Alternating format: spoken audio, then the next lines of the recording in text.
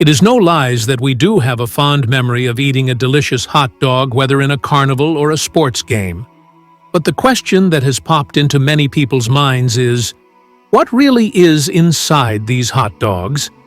Animal feet, head meat, animal blood, skin, and liver. These are what we have been told from generation to generation. But is that really what we put in our stomach?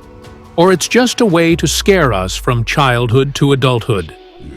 So, we're here today to take you on a journey and show you the real facts about how hot dogs are really made. Here, sit back and have a plate of this deliciousness while we take you on a plant tour.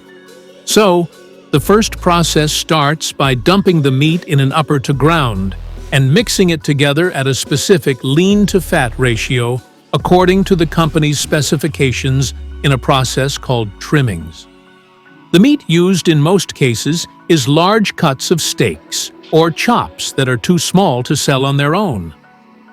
The United States Department of Agriculture stated that the percentage fat content in hot dogs should not be more than 30%. After it has been finely grounded, the mix is then placed into a huge stainless steel blender, where they are mixed with seasonings, spices, curing agents like sodium nitrite, and ice. Yes, ice. Ice is used to control the friction and heat caused by the chopping and mixing of the ingredients added. Ice also allows for better blending of the spices and stuffs. However, the water content should not be higher than 10%. The batter formed is just like a cake mixture you make at home. But in this case, the batter is stuffed into cellulose casings, not a cake pan. The long strands are pinched and linked at about 5-inch intervals on average. Of course, a foot-long hot dog is about a foot. This casing would also have to be removed as they are inedible. They are signified with a black line.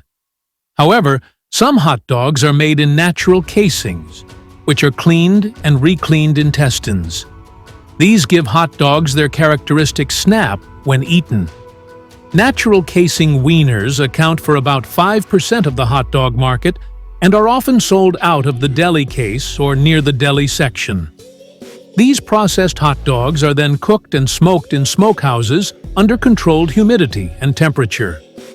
This is done to give them the right taste, texture, and color. This is where the delicious flavor comes out.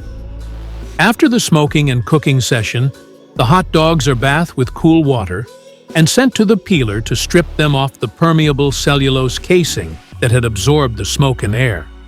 Now, this is the part I love about the production process. The individual links are sent to the packaging line. Before being packaged, they are checked and weighed to see if they meet the appropriate size and are not abnormally broken. The vacuum packaging machine then picks them up and is packed and weighed again for precision.